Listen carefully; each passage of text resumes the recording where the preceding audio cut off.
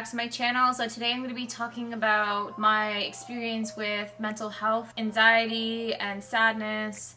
Not so much depression, but mostly anxiety and the sadness around that. I'm going to be sharing 5 tips that really helped shift that negative energy, and I was able to kind of overcome a really hard time in my life. Last year, I felt like out of nowhere developed anxiety and really strong emotions around almost everything, it felt like, and I wasn't used to that. Like, I'm not somebody who had really experienced anxiety and depression like majorly. Like, I think a little bit when I was a teenager, but nothing severe. And it was really when I felt those strong emotions when I was younger, like I kind of knew what it was all about. I had an idea of where it was coming from, but this time I didn't. And I was just driving home one day after work and all of it hit me, and I had a panic attack, and it scared the living shit out of me. And yeah, I went through quite a journey of trying to heal that. I haven't really been comfortable talking about it up until now because I feel like I'm in a really good place to share it. Yeah, like I still have my days where I feel, I don't know, like my heart's racing, I'm clammy. Like I still have those days, but they're few and far between now, and I feel a lot more in control of my emotions. I've done a lot of work to heal my past and sort out where it was coming from and why I was feeling that way. I'm just going to share what worked for me. These tips are quite commonly used by other people. I feel like they're safe to recommend for somebody to try out. I just want to let you guys know that I am not a professional in any means. I am a massage therapist and a personal trainer, so I'm just qualified in those 2 specific fields. I'm just giving my personal experience with it through these videos and through my line of work. I'm hoping to help change somebody's life in a positive way. One point I want to drive home is that we're not trying to push away negative emotions. It's 100% normal to have them. Anxiety is normal. It is essential. We need it in case of areas of danger. It's used for a specific reason. Stress and anxiety is not meant to be felt day to day at work, at home, when we're supposed to be sleeping. So it's just when it becomes out of balance is when it becomes detrimental to your health. I just want you guys to use these tips, but also remember that if you're just going through your day and you're going through negative and positive emotions, congratulations. You are officially a human, and that is totally normal. You don't need to always have to fix yourself. Let's get into the video where I share my 5 favorite top tips on how I helped reduce anxiety. Okay, so tip number 1 is going to be that you have to seek help. Before you start any of these tips, I recommend finding a counselor or finding a life coach or somebody who is trained to deal with these emotions and help you process them and work through them. So I definitely recommend seeking help is number 1. And when the anxiety for me started to increase, that was the first thing I did, as I reached out to a counselor who specializes in anxiety, trauma. I found it so helpful. So that's number 1, is just to seek help. Right now, I'm not seeing a counselor. Now I'm doing life coaching. I'm doing self-life coaching through podcasts and a monthly subscription where I'm part of a group called The Clutch, and I've been finding that really helpful. I think that you can try any of these tips, but I think the most important one is to, of course, seek professional help. So yeah, I just think number 1 is get your ducks in a row and just to seek help, because expressing how you feel and talking through your emotions is the gateway to healing. These people are so well trained and are able to navigate your mind and the overthinking brain and pull out pieces that are important and to heal those. So let's move on to tip number 2. So tip number 2 for me, I was actually recommended by my naturopath. That's somebody who else I reached out to when I was going through a hard time, and she recommended me to get Rescue Remedy. It's a little vial that you just drop into your tongue, and you can do 2 to 3 drops when you're feeling strong emotions.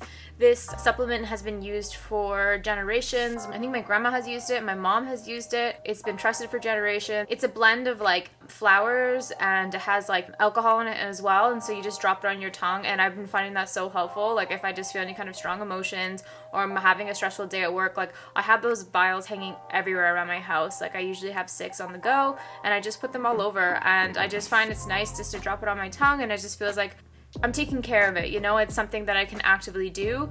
It's all natural, so I find that it's an alternative to some of the harsher medications that you can take to heal anxiety or depression. And there's no shade on people who take medication by any means. It's just that I've taken it in the past and it didn't work well for me, so I wanted to do something more natural this time. Okay, so let's do tip number 3. So this one is one of the ones that I actually found like surprisingly the most helpful, and it is finding podcasts that talk about mental health and talk about mind work and mindfulness. It can be anything from reading a book on that subject, or it can be listening to a podcast. But I find when I started to explore different options on how to manage my thoughts and to control my reactions to my thoughts, I found it was so helpful. So I listened to Unfuck Your Brain podcast. I don't know if I really like the name too much. It just talks about the difference between thoughts and feelings and what those are. And a lot of people don't actually know what the difference between a thought and a feeling is. And it talks about the reactions we have to emotions. And the main point is like, we're humans. We're meant to have a flow of negative and positive emotions. You're not supposed to be happy all the time. And it's okay to feel sad, fear, anger, but it's just like when you're feeling that all the time, that's when it becomes an issue, right? It's just a matter of balance. So one thing that I really learned from it was just like, stop trying to push these emotions away. Just the act of pushing it away is what's going to give you anxiety. It's when you accept it and you're just like, fuck it, whatever, like I feel this way, all good, it's normal, I'm not wrong for feeling these things, it's not bad that I'm feeling this way, it's just a part of being human. I think that was like huge for me. It really transformed my thoughts around it completely. Like when this first hit, I went fucking crazy and I was like, oh my god, I need to fix this. Why am I feeling this way? This is not something that like I've had areas in my life where I felt fear and anxiety or sadness, but I think when it hit me like really hard, I was like, whoa, like am I going crazy? What's going on? I'm not used to this. And it's really hard to kind of navigate that. And my mission was to get rid of it. And I would wake up every day and I'm like, I'm not going to feel this way. And honestly, it didn't work. It just made me obsess over it more. And it just led me down even a darker road. So I think just trying to embrace it and just like not really give a shit about it is like the best thing that happened for me. And just caring less. I think there's a book, one I want to read, it's called like The Subtle Art of Not Giving a Fuck. Like even just the title kind of just sums up my approach to this, and just like, it's all good, it's no worries, like you're human, you're supposed to feel these things. So that was really big for me. That was one of the things I learned through that podcast on Fuck Your Brain. I read a book called Calm the Fuck Down. Apparently I like books with the word fuck in it. A little bit of gritty advice is kind of always good for me. A free resource is the Unfuck Your Brain podcast, and as well the Anxiety Guy on YouTube. He does have a course that I did buy. I think it was like almost $300, but I did buy his course and just listen to some of his podcasts and just work through some of his workbooks, and I found that kind of helpful. I actually didn't finish the whole thing. I'm kind of typical for that, of starting something and then not finishing it, but I did do half of his workbook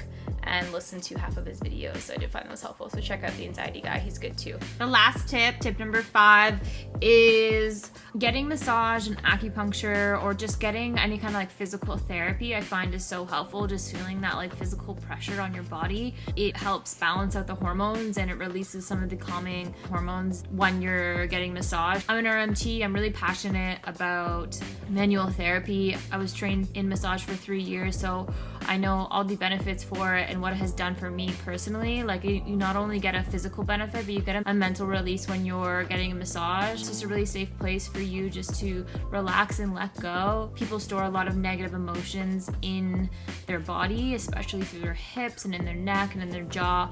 And when you release those places, I've seen massive shifts with some of my clients and myself, anywhere from like emotional breakthroughs. I've had people not even realize that they're holding so much emotion and pain in certain areas, and then having it released is just a really beautiful experience for the therapist as myself, but also having experienced it as well. Another really awesome therapy that I started getting into last year was acupuncture.